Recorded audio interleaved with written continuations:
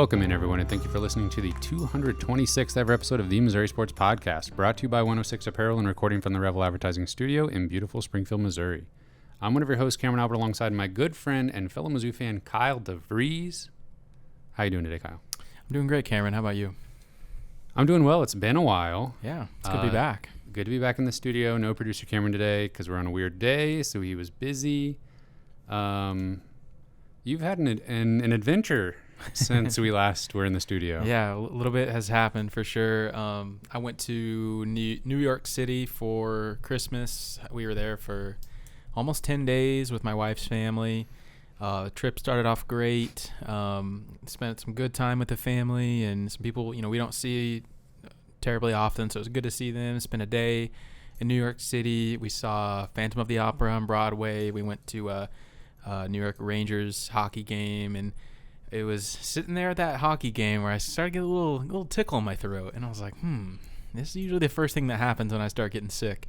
And sure enough, by the next day, I had a fever and felt terrible, and I ended up getting COVID on the trip. Getting COVID on vacation. Yeah, so spent a lot of time in that Airbnb that we had. Was pretty much masked the whole time I was around the family, and then my wife got COVID 2 days after I tested positive. So it was, it could have been a lot worse. I mean, there's worse things than just having to stay home, I guess, but it was a pretty boring trip. And it could have been worse. You could have got COVID right after you came back, and then we wouldn't be able to record right now. That would have been way worse. The listeners and I appreciate you recovering while you're away. Of course. So we could get right back to it. Mm-hmm. But yes, it felt very good to be home. Literally walked in the door as Missouri-Kentucky game was starting, sat down on the couch, and it was just like euphoria. Like, okay, I'm home. It's basketball time, and that is all behind me.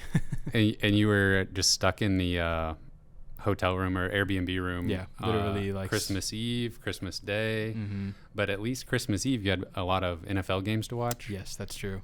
That was the best day for sure. I think the family was in the city. I was home alone watching football. That was pretty manageable. But well, glad you guys are feeling better and we're back able to record an episode. We have a lot to catch up on. Let's see. It's a brand new year already. It's 2023. So there's that. Missouri played a bowl game. The basketball team is ranked since we last talked. Yeah, things are very different for Missouri basketball than they were last time we recorded. That's true. So we will get into all of that. Before we do, though, don't forget to subscribe on YouTube, leave us a review anywhere you listen to us. And, of course, you can support the podcast directly on Patreon, patreon.com/Missouri Sports Pod. I guess we'll start with the bowl game. We'll have to rewind a little bit back to December, back to last year. Yeah, oh yeah. See how many times I can say that. That's what makes it really feel like a long time ago. Yes. Yeah. So the Gasparilla Bowl. I had to go back and watch a replay of this game today because I'd mentioned this to you earlier. I was probably at my worst with COVID, honestly, the night of the bowl game. I had a terrible fever and was feeling miserable, but was watching the game anyway. Missouri couldn't do anything to help you out. I was angry tweeting anyway. Missouri lost to Wake Forest 27-17. That was, I felt like the bowl game was almost a microcosm of the entire Mizzou season, where it looked like for certain stretches they wanted to compete, and certain stretches looked like the better team. Yeah. And then there would just be complete lapses where it makes you think, how did Missouri even get bowl eligible? Yeah, they really did. They looked like the team of the beginning of the season that couldn't do anything and were making terrible mistakes and penalties and just drive-killing mistakes and that kind of stuff. And then there was a little stretch in the middle of the game where they looked like the team that beat South Carolina and, that team. So you're right. They really were kind of both of best of worlds there. They were every little, you know what I'm trying to say. Oh, yeah. They were everything that they showed us this season. Yep, they threw in a little bit of that. Brady Cook had an interesting game, threw the ball 48 times. Yeah, that was. And for a grand total of 215 yards and a touchdown. That's got to be the most he's thrown in a game by far, I would think. Yeah, and that yards per attempt, that's pretty awful. Yeah. He also ran the ball for 38 yards on 14 carries, but I mean, outside of maybe like 2 drives, he did not have it. And it just looked pretty clear. I don't know. Frustratingly, this was an easy game for me personally to just kind of check out of and be like, oh, we've just rewound to, the middle of the season when things were at their worst, is what it felt like. Yeah. And even when Missouri had the momentum for stretches, it just felt fake. Mm-hmm. And that's just like probably the eternal pessimist in me, just thinking, well, they've looked bad enough already in this game that's just going to come back. Yeah, so, obviously this is the first game without Dominic Lovett. The offense certainly seemed to regress in that way. Luther Burden he had a good game. He was targeted a lot, and I mean you would expect that, but they still spread the ball around okay. Mookie Cooper had one of his better games as a Tiger. Yeah, 6 catches. Demarion Houston had his first catch. I think he had 3 or 4 catches in the game. He had a touchdown. Yeah. So, but really, I kind of felt like some of the worst parts of this game were coaching decisions, and I wrote down a few things that I was just reminded of when I watched the replay today. But I mean, multiple just drive-killing mistakes. I'll just run through some of the things I wrote down here. But the first Wake Forest drive, Chris Abrams-Drain was called for pass interference in the end zone. They basically stopped him on 3rd down. The referee that was closest to the play just said incomplete. A referee across the field threw the back flag. Of the end zone. In the back of the end zone threw the flag. That's kind of like, what can you do kind of play. I thought Chris Abrams-Drain played it pretty well, but yeah, I thought it was a good defense. Yeah, they ended up getting a touchdown there. Wake Forest second drive, they get all the way. They're deep in Missouri territory. It's 4th and 1, and Missouri jumps off sides. The defensive line didn't watch the ball. They get caught jumping on 4th and 1, and Wake Forest gets another touchdown. So it was like 14-3 at that point. I believe potentially the first Missouri defensive stop then resulted in Luther Burden's like muffed punt fiasco where he tried to make a play and just, you guys watched the game. So, and then luckily Wake Forest did not end up scoring on that drive. That ended in a Jalen Carlisle's interception in the end zone. But already it's just like in the first half, we were just seeing these player mistakes, like just terrible, like, what are you thinking moments. Well, then in the second half, when the players started playing better, we switched to coaching errors. And at least in my opinion, there at the end of the third quarter, Missouri offense was driving really well. They are in Wake Forest territory. It's 3rd and 4, so it's clearly 4-down territory, and they throw the ball twice, and that includes 4th down as well. And 4th down's a deep shot, like to the end zone. Yeah, that was actually the next one. But yeah, they just two like. Not just get the first down. You know you're in 4-down territory. You've got 2 tries to get it. You get 4 yards. Just run the ball or like run a more certain play, and they just they kill a drive there, and then what you're alluding to just there at the beginning of the 4th quarter basically did the exact same thing. They were in Wake Forest territory. It was 3rd and 3. Threw the ball, didn't convert, and then it was 4th and 3, and they take a deep shot to the end zone, and that is not successful. And it was just so frustrating to watch this game because obviously, at the beginning of the year, it was like coach didn't trust Brady Cook to do anything, and we're probably kind of living in that bunker mentality that he's mentioned. And in this game, it was almost like he was trying to make Brady Cook into something that he hasn't been all year and be Patrick Mahomes and throw 50 times in a game. And that just didn't work out either. So I just felt like a few of those offensive coaching decisions really killed Missouri's momentum in the second half. I do think that some credit goes to Wake Forest defensive line because they were stopping Missouri's run game early, and I think that had to have contributed to the play calling just moving away from handing the ball off, especially in the second half. And, you're trying to come back from a deficit, but yeah, I mean, the down and distance in that part of the field, just, converting there and then just getting like 10 more yards and you're in field goal range and Easily. just getting points on the board. Yeah, in this game, it was a pretty low-scoring game, a lot more lower scoring than we thought it was going to be. Yeah, because the defense woke up in the second half and was like, okay, we can, if you told me before this game that Wake Forest was only going to score 27, I would think that Missouri wins this game. For sure. But Missouri had 17 points about halfway through the third quarter, and they ended the game with 17. So they basically did not score again. So it was pretty disappointing. I felt like Drinkwitz let that one slip away, and I don't think it's always his fault, but in this game I felt like particularly he did not coach a good offensive game, and like we've talked about many times before, I think it's time to figure out something with the play calling, whether that's hire an OC or get the committee back together, because it felt like we were reverted back to the worst that we've seen of the season. Yeah, I would agree with you there. I thought Missouri's defense did okay, getting some pressure, but the Wake Forest quarterback Hartman looked really good, and especially the connection between him and wide receiver A.T. Perry. Perry had 11 catches for 116 yards, but just the efficiency from Hartman, comparing him to Cook. Hartman threw for 65 more yards than Cook on 6 fewer completions and 12 fewer attempts.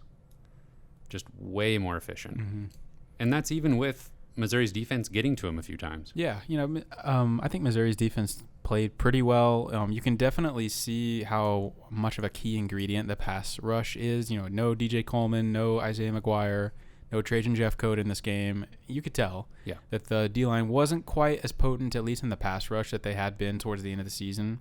And that makes Chris Abrams-Drain, Ennis Rakestraw, Jalen Carlisle, that makes their job a lot harder whenever that pass rush isn't quite as potent. And I think you could definitely tell. And like you mentioned, Wake Forest quarterback he's really talented, and he's potentially an NFL level guy. He's in the transfer portal. But don't get your hopes up, Mizzou fans. I think I heard Notre Dame he's already linked to Notre Dame. So that would have been okay if he wanted to come to Mizzou, but. Anyway, Missouri finishes 6-7 for the second year in a row. An opportunity to look a little bit better than last year on paper with a bowl win. They couldn't quite do it. Yeah. And I hate to even be doing this, but I'm going to just look ahead to next year. I don't think outside of, even knowing like what options are out there in the transfer portal and everything, I don't see much that Missouri's offense can do unless they hire an offensive coordinator that everybody can get excited about in the next month or so. I don't see anything on the offensive side of the ball that makes me think Missouri's going to be markedly improved next year. I mean, it's totally possible that Cook could improve, but we'll just jump right into this. Cook, immediately after the bowl game, just about, has surgery on a torn labrum, and he's going to miss most of the offseason and all of spring practices, just about. Yeah, this is a pretty weird situation. Like, doesn't seem like it was bothering him too terribly much, or else I really don't think he would have played in the bowl game. They have a whole team of medical professionals on the staff. Like, I feel like if it was really an issue, then somebody would have said this is not smart for him to play. We have backup options, but Brady Cook really wants to win. Coach Drinkwitz really wants to win, and whether it was appropriate or not, they didn't get this done before the bowl game, and they try to win. And for those that don't know, this injury was sustained originally in the Kansas State game. Yeah. So something that's been a factor pretty much all season. Yeah. Now, now this is becoming a bit of a thing in Mizzou discourse right now is, torn labrum, should he been playing? How much did it affect his game all season? Brady Cook looked better in the second half of the regular season than the first. We already know that. So I really don't think it was affecting his play that much. And to think that, two things here, to think that he would be noticeably better without that going on, that I don't know if that is the takeaway. But at the same time, I think this is kind of a non-story, to be completely honest. I've seen a little bit of the discourse, and I just think that, like you're saying, the doctors on staff, the coaching staff, and Cook himself are going to come to a decision there with that type of injury that, satisfies everyone. Yeah. I've dealt with a lot of knee injuries. Those are tough to play through, but, I've never had a shoulder injury, so I'm not really sure exactly what that's like. I don't know what the extent of like a torn labrum would be, like how easy that is to play through, and I'm sure there's varying levels. But this could have been something that really didn't affect him that much, and we really may never know on that. But I agree. I don't know how big of a story this is, but it is a little bit ironic that it's 2 years in a row now that coaches kind of seem to just stick to an injured quarterback. So, but I think there's some nuance there. Any other just final thoughts now that the season is completely done? We had a bit of a regular season recap. Unfortunate that they couldn't end the season with a win, but the bowl games are a different thing now. I mean, unless you're playing in the college football playoff, basically, you're going to deal with a lot of people leaving the program that aren't going to play in the bowl game and stuff like that. So, yeah, I mean, certainly would have liked to win this one. I think with some of the narratives, and I'm definitely not making excuses for Missouri here. They had every opportunity to win this game. Some of the narratives, though, before the game, like you could clearly make up the story in your mind how this goes Wake Forest's way, and I'm really not surprised that it did. And I just feel like it's just like they just continually weren't tight, like with a lot of their coaching decisions, and their penalties were an issue all year, and they were in the bowl game too. And there's just a lot of stuff that Missouri needs to clean up, and they've got a whole off season to figure that out. But I think we can see the path forward to how we can, have a net positive experience in the transfer portal. There's definitely some areas of opportunity on the offensive line, and definitely we've made some good additions at wide receiver. So there's a path forward to improving here, but I agree with you that I'm a little nervous about the offense kind of being disappointing again, but I guess we'll cross that bridge when we get there. Yeah. I'm definitely not looking forward to an entire off season. The season felt so short. Like I feel like we were just in an off season, like speculation mode. Yes, and just like I don't know. It's just so easy. I feel like in the off season for everything to just be filtered through this like negative lens of, well, anything that's happening to the team, it's happening to a 6-win team. So how excited can you get about good things happening to a 6-win team? Yeah. That's the mindset, and I feel like we just got to understand that we just need a few things to go our way, and a 6-win team is an 8-win team. For sure. Yeah, like I said, I definitely think you can see the path to this very similar squad, and winning 8 or 9 games next year for sure. And this is an opportunity for Sam Horn this spring. He basically has every opportunity, like every reason to claim that job next year. Because we've said it before, we love Brady Cook, and how can you not love him as a Missouri fan? Like, how can you not love the effort and that he puts in and how hard he plays? But his ceiling is just not where you want your starting SEC quarterback to be, and Sam Horn offers that. And I just think we got to see what he can do. And so this is his chance to grow up a little bit and kind of command that job and show that he's capable of it. And we'll see how it goes. The other big news since we were last here is the December football signing day has come and gone, and Missouri signed I think 19-man class.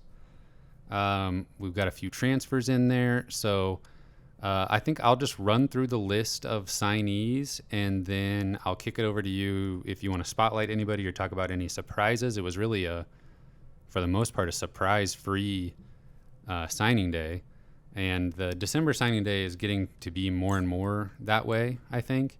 But I'll run through the list here, and then we can talk about anybody that piques our interest. So starting with the transfers, we signed Oklahoma transfer wide receiver Theo Weiss. We talked about him a couple weeks ago.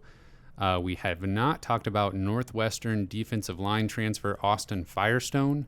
He signed. He's still young, not a lot of college experience, but definitely some depth.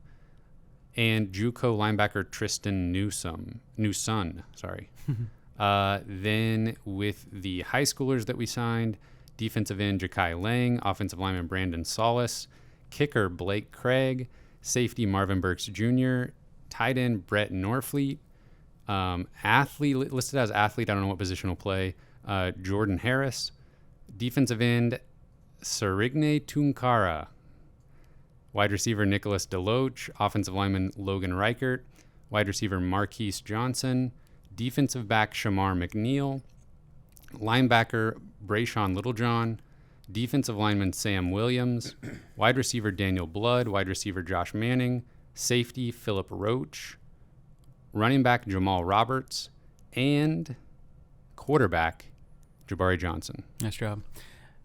Yeah, I think this is a pretty solid class. I'm not sure that it has like the top end like rating wise that Drinkwitz's first two classes had, but I definitely love a lot of these guys, especially some of the Missouri guys that are staying home. I think are exciting. So as far as like kind of short term guys, maybe that I could see getting in their first year, maybe shedding the red shirt, just based on their talent and Missouri's need at, like position wise. I would say Ja'Kai Lang is a guy that I wouldn't be shocked to see get in at defensive end. Probably needs to put on a little bit of weight. Brett Norfleet I think is like a pretty obvious one where he's one of the highest rated guys in the class. Is position of need. He's a receiving tight end, which is something we really haven't had in a long time. And again, tight end is such a difficult position though to come in and play immediately. It's just there's a lot of responsibilities for tight ends, and it's tough to come in and just start as a freshman or something. So I don't know that he would start, but I think he's someone that could more situationally for sure. Yeah. Definitely, maybe get in there on some special packages and catch some passes. Let's see here. I think Marquise Johnson is a interesting wide receiver in the fact that he offers something that I'm not sure Missouri has. And that's kind of a burner. He's a speedster, and I think Mookie Cooper kind of fills that role at times, but I'm still not sure that Mookie Cooper just has that straight line, just burner speed that we thought he might be capable of. And I just kind of like Boo Smith last year. I think Missouri just needs somebody that can just run as fast as they can down, and just run a go route, take the top off the defense, and make them kind of respect the deep ball. And I mean, you saw it so many times this year. Missouri could not connect on the deep ball, especially with Luther Burden. Like again, Luther Burden is extremely like talented wide receiver, but I'm not sure the go route is his specialty. And I think he's more just kind of short and intermediate route guy who's just gonna bust through tackles and that kind of stuff. But I'm not sure that anyone has that Missouri has that guy on the roster right now that can just Tyreek Hill the defense, and I think Marquise Johnson could fill that for sure. And that's something you kind of need. I mean, that a college football offense in 2022 is not complete without a guy that can take the top off the defense. For sure. I agree. You mentioning Luther Burden and sort of his role in the wide receiver core, I was noticing when I was kind of looking over the end of season stats that he, for how many catches he had, I would have expected him to have more yards for how many receptions he ended up with. A lot of short passes, short and intermediate passes. And he had his fair share of, as good as he is, he was put in some tough spots sometimes where he was just tackled at the line of scrimmage. Oh, man. And a lot of plays where he made something out of nothing. Yeah. And so, that's an area of opportunity for him to improve. But this year, he was really not a much of a deep threat. And so we'll see if Luther Burden can add that dimension to his game. But, Dominic Lovett was really probably the primary deep threat, at least in this season's offense. So we'll see what Marquise Johnson can do. And then Josh Manning, I think, is kind of a more long-term prospect that I'm excited about. I don't know that I see him making much of a difference in his first season or two, but really, really great prospect that just has a little bit of development to do physically, but could be great. And then, of course, Jabari Johnson. So I think he's a really unique quarterback prospect, and that he's super mobile, has a great arm. Broke all kinds of records in the state of Washington. For sure. And I think he just kind of has that skill set to where if he does hit, he could just kind of break an offense in a good way. He could just explode. And will he enroll early, you think? I think we know for sure if he is or not. And I honestly can't remember if he is. But for some reason, I feel like he's not enrolling early, but could be wrong on that. So just the nature of his game, though, he's very mobile, just explosive athlete, but also, of course, a very capable thrower. Someone who has that really high ceiling that you look for, I think, in quarterback recruits. And I don't know. It's tough to know where Sam Horn is right now in his development. But so I don't know that I see Jabari Johnson challenging his first season, but hopefully, if he sticks around for 2 or 3 years, I definitely think he's got a shot. Yeah, obviously Norfleet, really looking forward to seeing him develop. Marvin Burks, that's another one of the top guys in the state. Getting him to stay home was pretty big. Yeah, absolutely. Yeah, it's interesting. These guys are going to be counted on, some of them pretty early, because we have a lot of guys returning on the defense for this upcoming season, but that also means we're going to have a lot of departures after the 2023 season. Mm-hmm. So these guys may be forced into action pretty early in their careers, and so that gives them kind of one year of development, and hopefully you're ready by year 2, because a lot of these guys will be playing. Let me look through. I didn't find anything on Jabari Johnson enrolling early, so we can assume not. I think he's a summer guy, okay. But someone can definitely correct us on that if we're wrong. I think one takeaway sort of on the negative side of things, we talked about there not being like the top end recruit, which obviously we're not talking about like a Luther Burden caliber guy, but we still more 4-stars in this class, depending on where you look, it's like 4 or 5 than any year under Barry Odom and plenty of years under Gary Pinkel. So we're still doing okay with the 4-star guys that will make a difference later on. I just wish I'm feeling like we're going to need to hit the transfer portal pretty hard for offensive line. For sure. And it's been a little quiet so far. Yeah.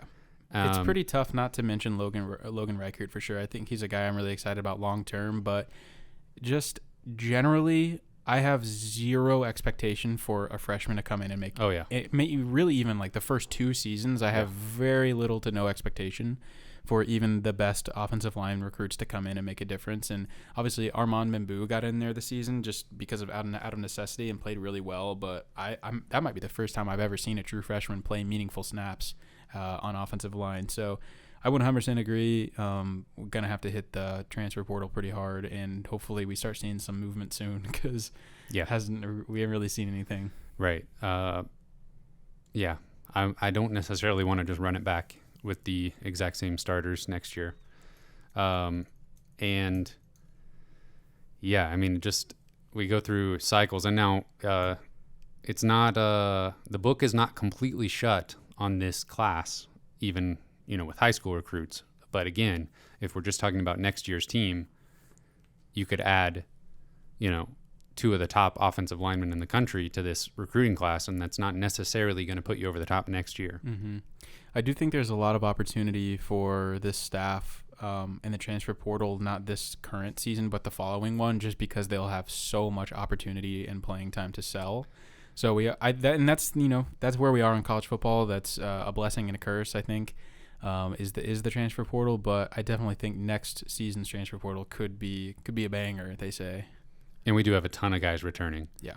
We'll get to that in just a second. I wanted to mention Missouri's class ranks. This was on 24/7 Sports, 11th in the SEC, 31st in the country on the 24/7 Sports composite rankings. So not too bad. I'd like to see that overall ranking in the 20s consistently, but 31st, if that's our low point, if the class on either side is better than 31st, we'll be okay. Now talking about the roster and then departures and players that have announced their return. It's basically easier at this point to say the players that aren't coming back next year. And we did get a new one of those today with Elijah Young announcing that he is entering the transfer portal. So one of the few departures on the offensive side of the ball. On the defensive side of the ball, almost everybody's coming back. And just every day we've been hearing a new announcement of a player deciding to return for either their COVID year or just not entering their name in the draft or the transfer portal. It's like we're getting announcements for players that had no chance of going pro, just basically announcing like, I'm coming back to Mizzou for one more year. Yeah. I mean, it's fine. It's good to see. Hype it up. Yeah. Yeah, I think Missouri will, we still have an announcement from Tyron Hopper that we're kind of waiting on, but it's expected that he will probably return. And if that is the case, I think Missouri returns maybe, 80-85% of their snap percentage from last year of a really, really solid defense. So, like Ennis Rakestraw, Trajan Jeffcoat, Jalen Carlisle, Jalen Jernigan, Chris Abrams-Drain, Chad Bailey, and Darius Robinson have all individually announced they're returning. So that's pretty exciting. And like you said, I mean, it's easier to say who's not returning, which from the starters, that's DJ Coleman and Isaiah McGuire. But that's pretty Martez Manuel. Martez Manuel, yeah. But that's pretty much it. Also, Devin Nicholson is transferring, but by the end of his career at Missouri, he wasn't playing a whole lot. Yeah. One thing that we forgot to talk about in the Gasparilla Bowl was the little dust up between Chad Bailey and Ennis Rakestraw. Yeah, I think that ended up just being more humorous than anything. Yes, thankfully we were just able to laugh about that after the fact, but it was hilarious. I was trying to figure it out right in the moment. Like, I'm pretty sure Chad Bailey's mad at him for helping up the quarterback or attempting to help up the quarterback. I believe you're right. Somebody said it could have been confusion that Chad Bailey thought that Rakestraw was like taunting him and he didn't want to get a penalty, so he's mad about that. If I was Chad Bailey, I might go with that and just be like, yeah, that was it, sure.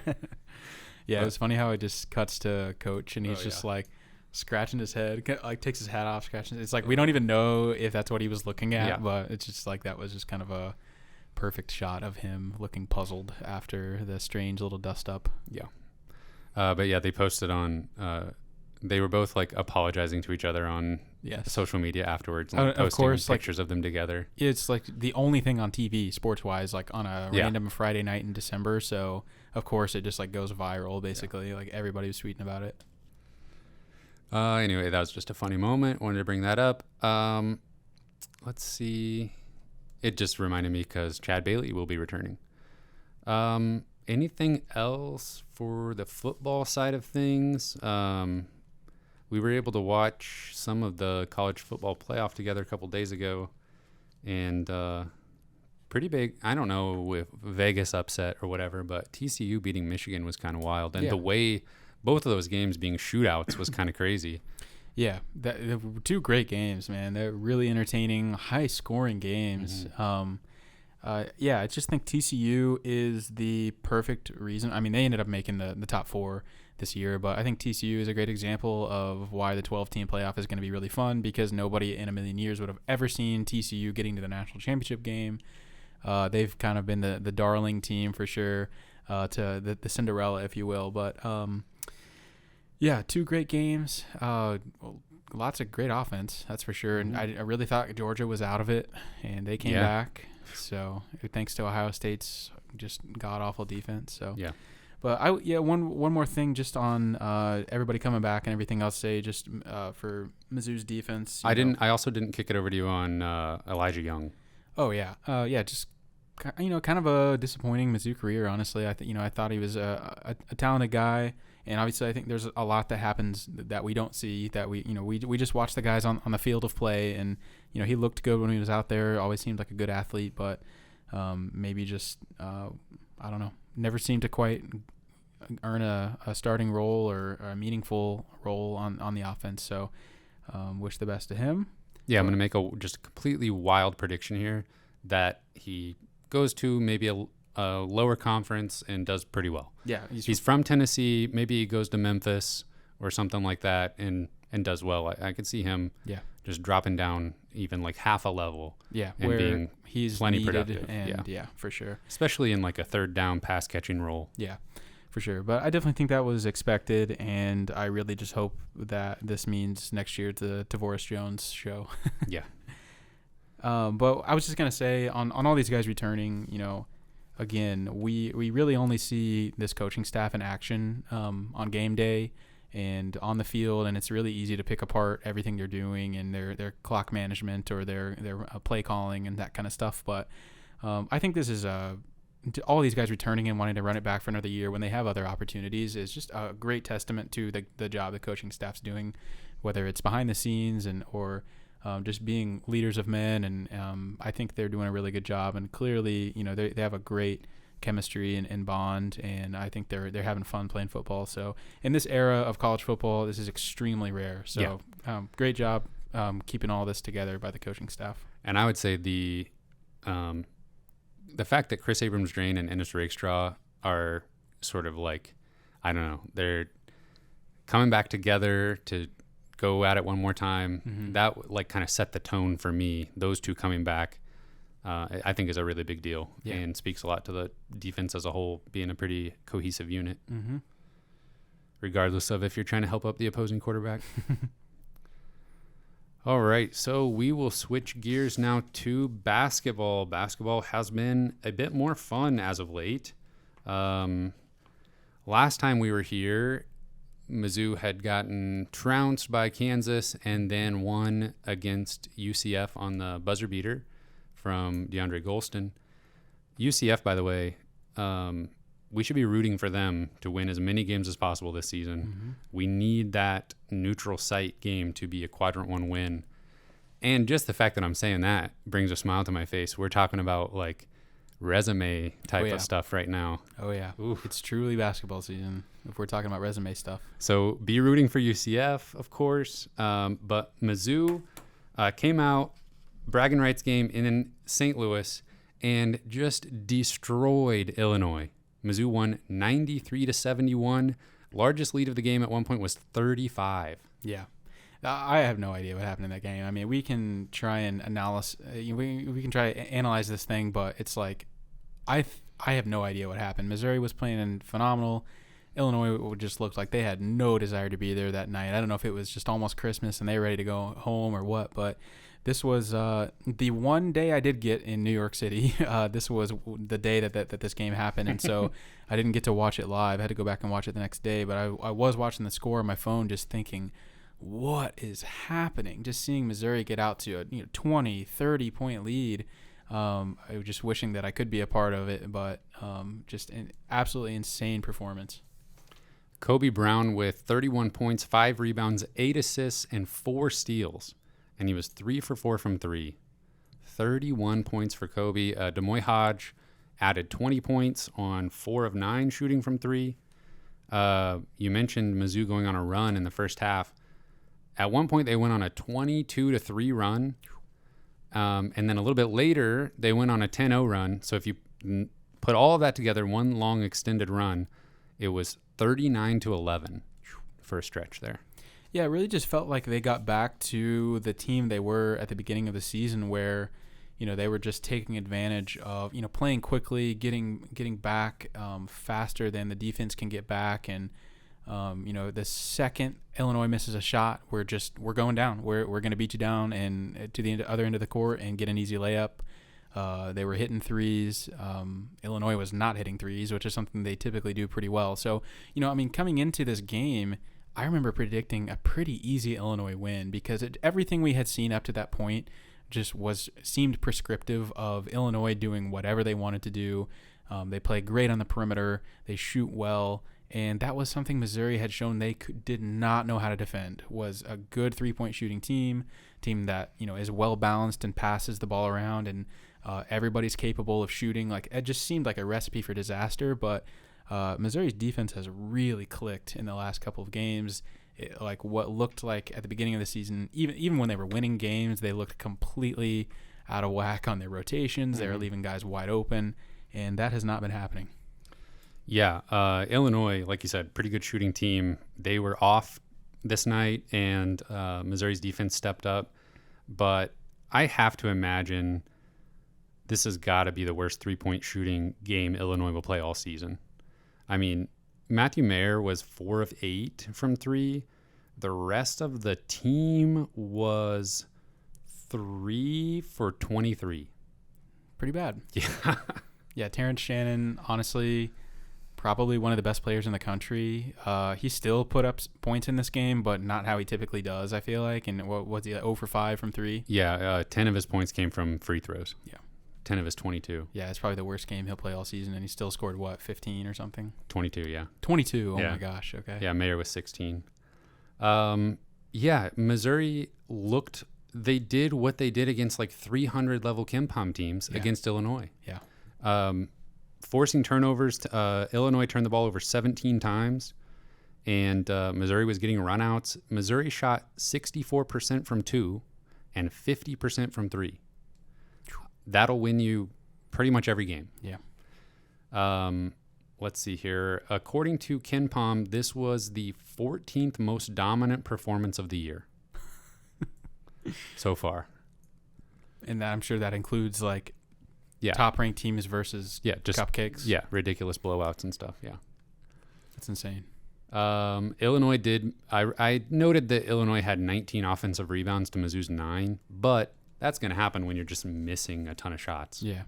When you're Illinois. Yeah, I do kind of feel like Missouri played about as well as they possibly could and Illinois about as bad as they possibly could. But I don't know, man. The bragging rights games are just weird like that. It's like things you would never expect happen every year in the bragging rights game. And it seems like we've been doing a lot of winning in that series in the last 5 or 6 years.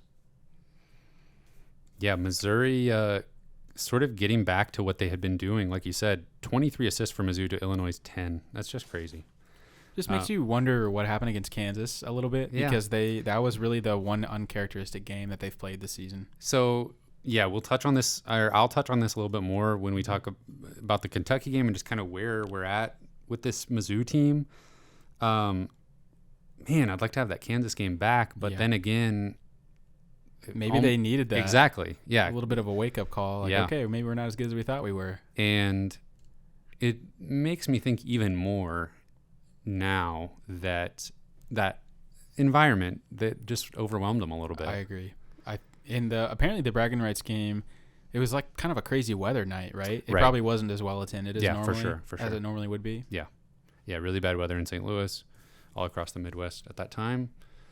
But yeah, Missouri and Illinois, like you said at the beginning, acted like they didn't want to be there. They played so soft. I mean, that's just what kept coming into my head was like, this Illinois team looks soft. They didn't want any part of Kobe Brown. He was able to do whatever he wanted. And I love Kobe. Yeah. Yeah. He's such a beast. We'll be able to talk about him a little bit more. Yeah, it's like the beginning of the game. So I like I said, I had to watch the game the next day. And I was kind of watching, like, thinking, like, okay, at any time, like, they're going to go on this huge run here. Because, they got off to a nice start right there at the beginning. I think it was like 6-0 to start off. But really, it was a little bit of a back and forth, kind of a struggle through the first 10 minutes of the game or so. But it was 12-10 Illinois when Mizzou took off. And, just all of a sudden, just a switch flipped, and Missouri just turned it on. It's like they scored the next 20 points in the game. Yeah, that was just so fun. But it made me think, like, so we had the UCF game with the buzzer beater and then this just absolute blowout. I was like, man, why couldn't we have had either one of those in the Kansas game when we were there to watch them? But that's not how it goes. And okay, well, let me ask you this question. Would you trade? Okay. I'm trying to think on the fly here. So let's say I think I would take any option that means Mizzou beats Kansas in that game that we were attending. Okay.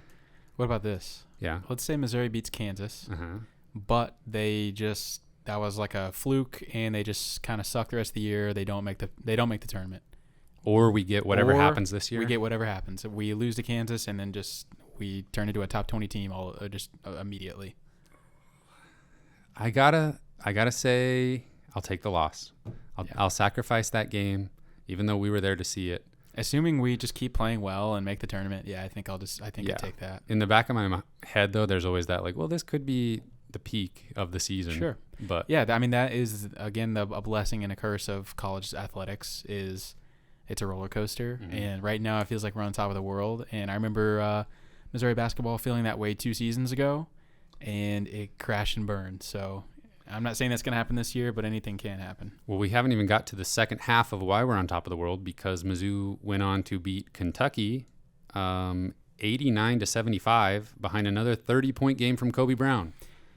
30 points, 6 rebounds, 2 assists, 2 steals. Yeah, this game was almost more surprising than the Illinois game, even though it was a little bit closer.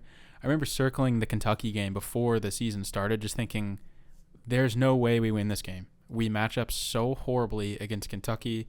We have no inside presence. We're going to get dominated on the boards. Sheway's going to go for 50 points and 50 rebounds. He still had a game. He still did that. 23 and 19. But I think their supporting cast just kind of let him down. Yeah. And they just, I don't know, maybe Kentucky just isn't as good as we thought they were. But I don't know, Missouri just looked like the better team.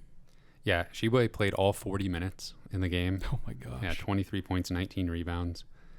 He's a monster. This seems like such a small thing to point out, but honestly, I feel like I don't even know if you can call it an emergence of Ronnie DeGray, though, but he just giving this team something that we did not have in the first, 8 or 10 games of the season. Like, he went from basically the 12th man on the bench to starting. Yeah. And he is providing rebounding and defensive help that no one else on the team was providing beforehand. Mm-hmm. And I really just kind of feel like he's plugging a hole that we desperately needed. Yeah, and I love that Coach Gates is like, it doesn't matter if you were getting 0 minutes 2 weeks ago. If I put you in and you make it happen, then we'll stick with you. Yeah, and even still, he's not a scoring threat. Right. He's airballed a couple of threes. Like, he's not going to go in there and score. But I love that Coach Gates recognizes like his role and how he benefits the team. And honestly, I kind of thought Gomillion might fill that role a little bit, where he's just the glue guy, and he still kind of is. But I honestly think DeGray is just filling a need that no one else can right now. Yeah, I said on Discord a couple weeks ago, maybe like during the UCF game, man, what I would do for Ronnie DeGray to just like tomorrow be like 6'10". Yeah, seriously. He'd probably go to the NBA. Yeah, that would be Missouri would be like a Final Four caliber team if they had Ronnie DeGray, but he's 6'10". Yeah. It's just we have other tall guys on the team, but nobody is just willing to get their hands dirty like Ronnie DeGray, and I got to respect that. I'm thankful that he stuck around. He's one of the only guys that did from last year. Yeah, the offense in the Kentucky game was clicking, not quite to the degree of the Illinois game. In this one, Missouri shot 40% from 3, 56% from 2. But they got to the free throw line 28 times. Missouri made 23 out of 28 free throws. And a lot of that was down the stretch when Kentucky was trying to claw their way back in. But there was a point, 4 or 5 minutes left in the game where I was just like, they got it. I'm not worried. Yeah, it was like, I don't know, we had it. And that is such a rare feeling, I feel like. We've had some pretty epic collapses in the Conzo Martin era, and that just was not on the table in either one of these games. No, I never felt like that was happening. Demoy Hodge again in double figures, Sean East in double figures against Kentucky, as well as Golston. So some balanced scoring there, but just Kobe Brown again. Yeah. I'm remembering back. I can't even remember exactly what game this would have been on the back of, but we had a conversation on the podcast about can Kobe Brown be the best player on what's a Mizzou team's ceiling with Kobe Brown as the best player? And I think we're going to basically get that this year. That's what we've seen now in the Illinois game and the Kentucky game. Yeah, I like that team quite a bit. Yeah. And, I think we said at the time, surround him with shooters.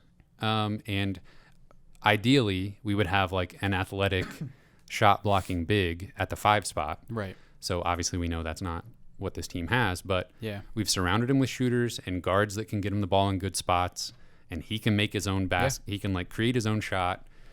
He's hitting spot up threes. Yeah. Yeah. He kind of is, selective with his 3-point shooting, but has been hitting. And yeah, I mean, he just is physically just such a beast. And I feel like, I don't know what clicked, but there's been some games where he's really disappeared this year at the beginning of the year. Yeah. And that's, I mean, don't expect 30 points night in, night out. No. But like Kansas, he was a complete non-factor and has had some defensive struggles and stuff this year. But I don't know. It seems like the whole team really just kind of clicked at the same time. And he's realized, like, okay, this is what I'm capable of. I can score from anywhere on the floor. I can bang around with anyone down low.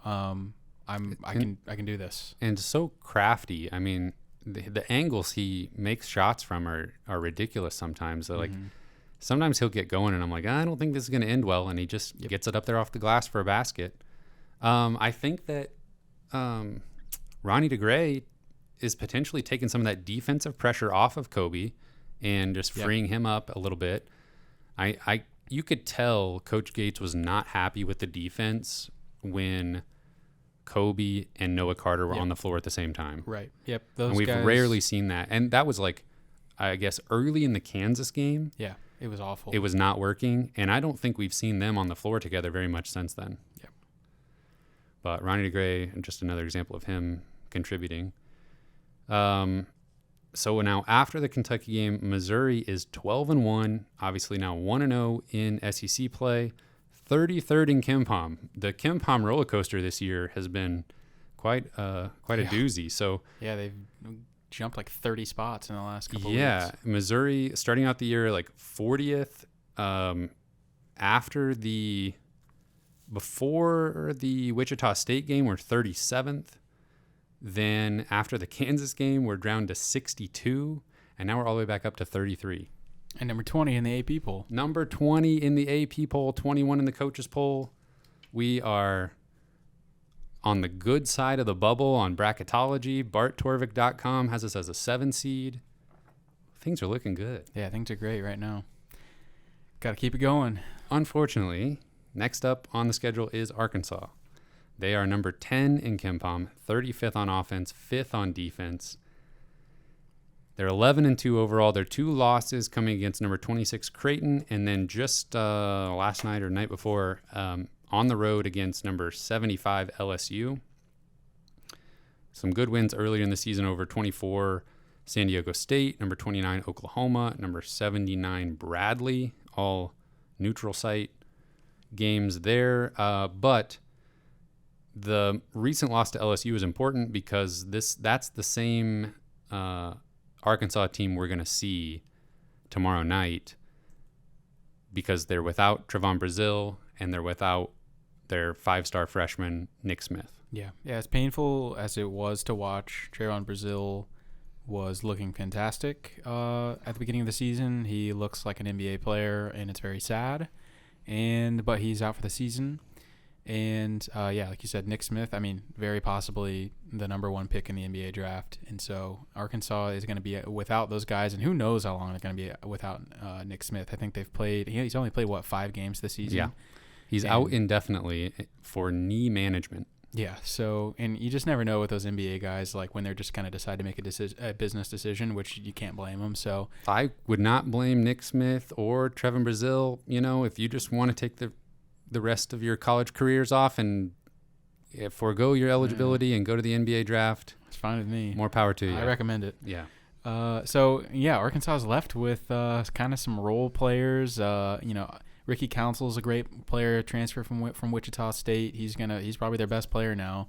But Arkansas is a little less scary talent-wise than they once were. Yeah, and you brought up pre-show Missouri gets to play Arkansas twice in the next 2 weeks, basically. Mm-hmm. So, and who knows if Smith comes back at all this year, but there's a decent chance that Missouri will get to play Arkansas twice without the 2 guys that so far, the amount that they played early in the season were Arkansas's 2 best players. Right, for sure. Brazile was looking incredible. Oh my gosh, I know. It's awful to watch. We can say that now because he's not playing anymore this year. And we kind of knew that was going to happen, man. Yeah. He kind of started to look that way at the end of his Mizzou career. He was just doing incredible things. So with Arkansas, one interesting stat that I found. So Brazile was actually making quite a few threes, and Nick Smith was a decent shooter. before he went out. So the rest of their team, not real keen on shooting threes. The rest of their team, so the team that will be playing Mizzou tomorrow night, has made a total of 42 threes on the season as of right now. Demoy Hodge by himself has made 41. I like the sound of that. Yeah. Yeah, they do not attempt many threes. They don't make many threes. So that limits you quite a bit whenever that's a pretty big dimension of the game. If you're not able to do it well, that takes some mystery out of the game plan. This game's on the road. I kind of feel like Bud Walton is an incredibly difficult place to win. I'm sure they're going to pack that place out. It's going to be loud. It's going to be hostile. But Missouri has some experience and some swag right now that is, you never know what can happen when a team's playing the way they are, when things are clicking. This feels like a pretty winnable game for Missouri, even on the road. Yeah, that's what I'm saying. So, I was going to say preseason, I was penciling this in as a automatic loss. I mean, 85% of the time. And Arkansas still got some players, and with it being on the road, like you said, let's see, with those guys out, they're going to be relying more on freshmen Jordan Walsh and Anthony Black, who Walsh was like a top 10 guy out of high school, hasn't really done a ton so far. He gets in foul trouble easily.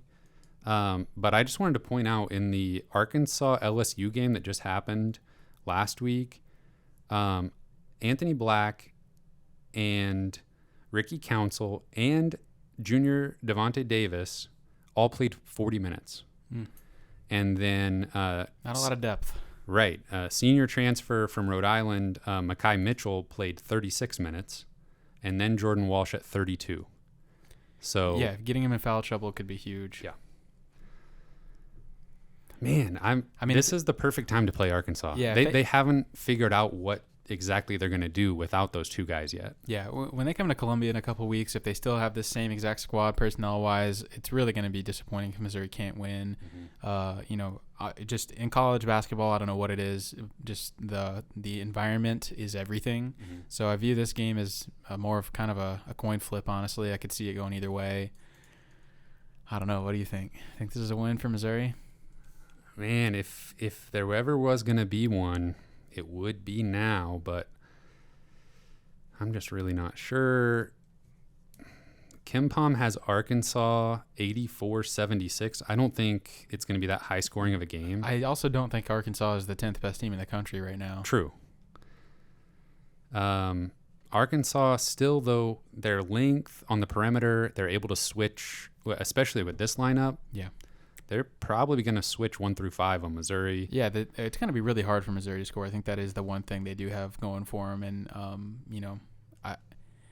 Missouri has exposed their game plan at this point enough times where it's, this is the blueprint for how Missouri beats you. If you miss a shot, you better bust your butt down the court because Missouri's going to beat you down there.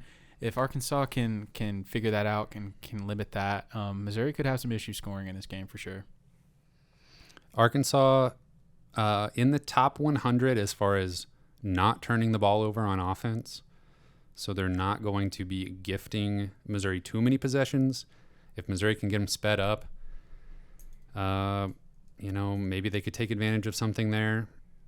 I think this might be just like kind of an ugly, low-scoring game, but I think it'll be close till the end. It feels a little silly for me to think that Missouri will beat Arkansas twice this year. And I definitely think if it's the same squad coming to Columbia, Missouri gets that win. And it was so nice being so wrong on our Illinois and Kentucky predictions. I was way off. I kind of just want to keep that rolling a little bit. Just keep predicting losses. Yeah. I feel like this will be kind of a low-scoring game, maybe a little ugly. Probably Missouri's offense comes back down to earth a little bit. I'm going to say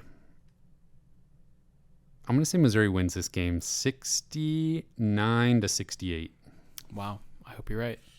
Yeah, I think I gotta go Arkansas in this game just because bring some sanity. That's how things go on the road. Yes. And hopefully I'm wrong like I was against Illinois, but I'll say Arkansas wins it 72-69.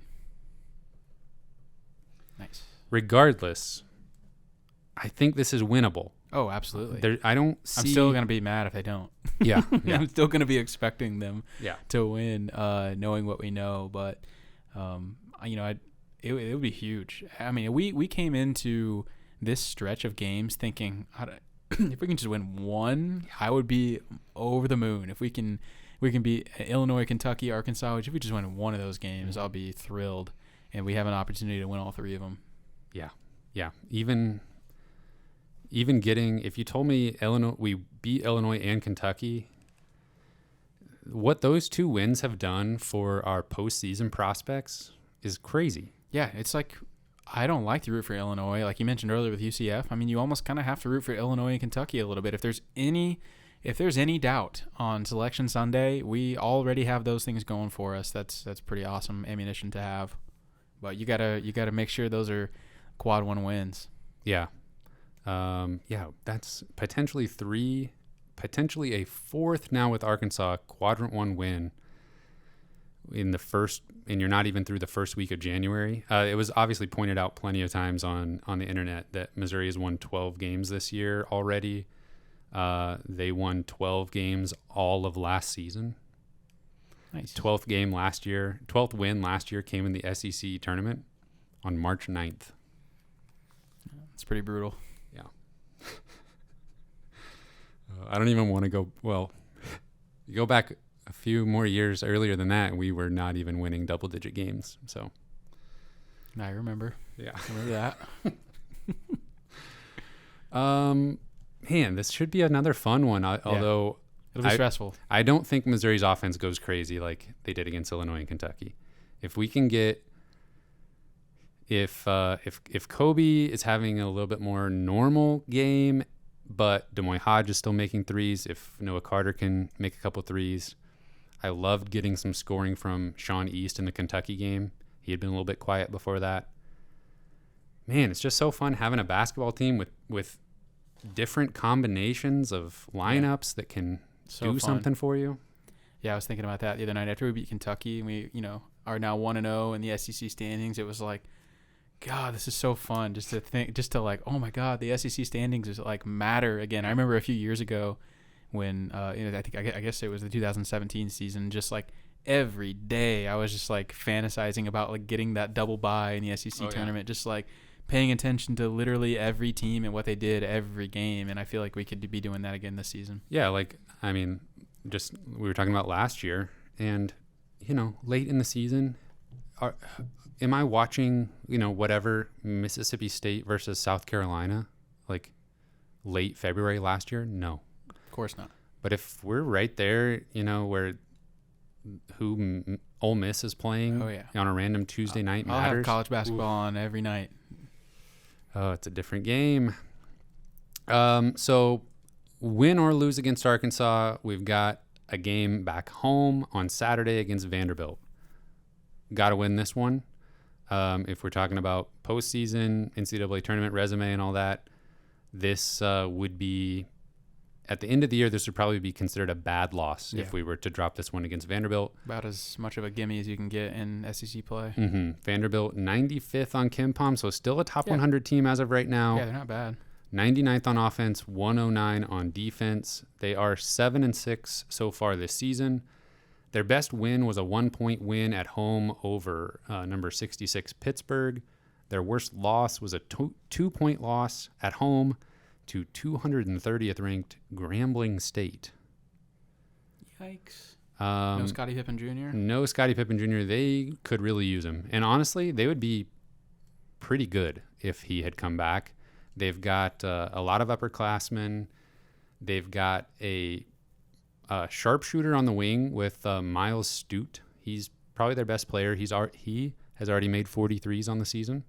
So almost as many as Arkansas's entire team. He's shooting 47% from three. Man. They also have 7-footer Liam Robbins, who is one of the best shot blockers in the country. He transferred in from, I can't remember where. Liam Robbins transferred in from, previously played at Drake, then spent a year at Minnesota. I thought that name sounded familiar. Mm-hmm. He played for your relative. My kinfolk.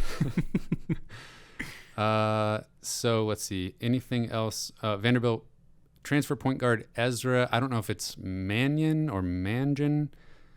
He's just a pass first point guard, pesky defender, gets a lot of steals, pretty terrible shooter. Yeah. That's what it says in the scouting report. Like, you just don't even guard him. That if I was writing the scouting report, it would say exactly that. I don't know. This Vanderbilt team's interesting. Like, on any night, if they really put it all together, like, Stute could make 5 threes in a game, and their point guard could get 4 steals and have 10 assists, and Liam Robbins could have 6 blocks and just finish at the rim. But they're just kind of weird. Like, the players that do something well kind of do everything else poorly. Yeah, it's like they specialize at one thing and don't do anything else. Yeah, like Robbins, the 7-footer, one of the very best shot blockers in the country, finishes at the rim, but then he also has 22 three-point attempts on the season, shooting 18%. Nice. So, why? Do they still have Jerry Stackhouse? How many games has he been thrown out of this year? Yeah, he does have a knack for that. Got a little bit of a temper. Yeah. I don't know how much longer he has there. Last year was a solid team, but didn't make the NCAA tournament with 19 wins. Kind of rode his best player. Yeah, this year definitely going to be worse and miss the postseason again. Can he go 4 seasons with no postseason action and come back? How can Jerry Stackhouse not convince some NBA hopeful to come score 20 a game at Vanderbilt? You think he'd figure it out? Yeah, you'd think especially in like with the transfer portal that he could snag just like some high volume scorer. I mean, somebody in the mold of Scottie Pippen Jr. should be coming in and out of there every year just about. Not usually as good as him though. Maybe they're scared of him. Maybe he's too intimidating. He really is. This has got to be a win. This is there's been some conversation on Twitter that I've seen about like I think some Mizzou fans are even just like people watching Mizzou from the outside. And this is the case for me too. I have a tendency to be like, oh, maybe Illinois and Kentucky aren't that good. Yeah. But even if that's the case, then we would still need to be a pretty good Mizzou team to beat them the way they did. To blow them out of the water, yeah. Exactly. For sure. So I'm looking at this Vanderbilt game like even a good Mizzou team would potentially lose on the road to Arkansas, even without some good players. But a good Mizzou team has got to win at home against Vanderbilt here because it's really hard to win on the road, and getting this team at home is just an opportunity to put them away. Yeah, we've seen how like jumbled the SEC standings are at the end of the year. Like, you're going to want that win against Vanderbilt at home. Like, you're going to need it, even to jump from, there's 1 or 2 games separating like the 4 and the 10 seed sometimes. Yeah. So you're going to need every win you can get. They get this one, I say, if we're going off of, I'm predicting like a 5-game win streak here. Missouri's going to win. They're going to get real close to 90 points. I'm going to say Missouri wins this one 87-74. Yeah, I think Missouri wins. Give me like 81-71. 2 wins would be chef's kiss. Yeah. We can't be too disappointed if they lose on the road to Arkansas. But man, the situation, yes, the way it's lining up, yes. I hate that, though, when I get my hopes up too much. Ugh, I know, it's happening. That's almost why Illinois and Kentucky games were just so sweet, is because I just don't think anybody saw those outcomes coming at all. And now we're good, so we're going to lose. Yeah. Number 20 in the AP poll. Go on the road, beat Arkansas, come back, beat Vanderbilt. I mean, you're flirting with like 11th or 12th ranking. Yeah, 14-1. I think so. I don't want to look too far ahead in the schedule. And 3-0 in the SEC, if that's the case. There's still going to be rough stretches, I think, this season because the SEC has some really good teams. Yeah, even some of these marginal teams on the road, like A&M or like Ole Miss, like Mississippi State, those are tough games on the road. but I can't help but peek down to the very end of the schedule. We've got 3 out of the last 5 games are at home, and the 2 road games are 99 Georgia, 75 LSU. There's an opportunity, no matter how the season goes, for a nice little 5-game win streak to end the season. That'd be great. Don't look too far ahead. Just win them all. Might as well. Undefeated SEC season. Number 1 seed in the NCAA tournament. The only loss on the whole schedule is to Kansas. It's like a 50-point loss to Kansas that we witnessed in person, unfortunately. Oh, man, that Mizzou team would lose in the first round of the NCAA tournament. Absolutely. To, like, Alcorn State. Tyler Macon and Alcorn State. Knock off Mizzou in the NCAA tournament. He might be playing for them. I don't know. They might need some guys. Probably. All right, Mizzou basketball. We're ranked. We're feeling good. Anything else? Coach Gates. I mean, he's... Would you die for Coach Gates? Obviously. I mean, multiple times over. Yeah. Protect him at all costs. At all costs. Anything else? I think that's it. Just about it. Just ran through it all right there. Mm-hmm. Yeah. Happy New Year. Anything in particular you want to see out of Mizzou football in the new year? Yeah. More wins? Yeah. Sam Horn leads us to 8+ wins. That would make me a very happy person. That would be a nice 2023. Oh, yeah. 2023 for basketball. Let's just I'm still just going to keep it simple. Just give me an NCAA tournament appearance. This season? Yeah. Yes. That's all. Yeah. It's tournament or bust at this point. If you don't make it, something went horribly wrong. Still plenty of time for that to happen. Oh, yeah. Doing all this without Isaiah Mosley, too. We're still Missouri. Yeah. Don't forget that. Well, yes, but you're right. And at this point, it might stay that way. Yeah. It's like, we got to go just real quick. Mm-hmm. I've watched a ton of Isaiah Mosley. He's great. But I just wonder if he just doesn't mesh with this offense. Like, I start thinking about what does he do well, and I really start thinking about it, and he just kind of grinds you down. Like, he's not like up and down the court kind of player like Missouri's offense is right now. And I just wonder if that's part of it. Like, he just I think he would legitimately slow down their offense. Yeah, I mean, you can point to a handful of possessions already this season where he's just dribbling around. He does his thing. He's great at it. Yeah. But it just kind of moving. Makes it feel a little disjointed. Yeah, we're scoring 90+. Yeah, I just can't imagine that being the only. That can't be the only factor. No, but it is something. Yeah, who knows? That'll I would love to see him come back and play a vital role in this team, but I'm not expecting anything at this point. Okay, here you want a crazy prediction? I've got one. I do. We're losing a lot of players next year. We reload, but we build the team around his skill set. Okay. And we just got, spot up shooters, and we go get a shot blocking big. Boom. Isaiah Mosley time. I'd be happy. First team All SEC. I would love that. And Kobe Brown comes back for another year? That'd be something. I think he could. Yeah. Still a long way to go. It's a long way to go. Yeah. His professional prospects, not great. We love him, but a little bit of a tweener. That's reality. Yeah, why not? Come back. But then that clashes with my other prediction. I don't think you can have both. Really? Yeah, because if Kobe comes back, you're building the offense around him and basically trying to do this year again, I feel like. If he's gone, then you go all in on the building around Isaiah Mosley. Which, again, I'm just making stuff up. This is mostly a joke. Spitballing. This is a little bit of a bit that I'm doing. Not exactly being serious. Missouri basketball is good. We can do this kind of stuff. Oh, yeah. It's fun. It's fun. All right. Well, good to be back talking to you, Kyle. Good to be back in the ears of the listeners. And, yeah, hope everybody has a good start to the new year. Happy 2023. Anything else? That's it.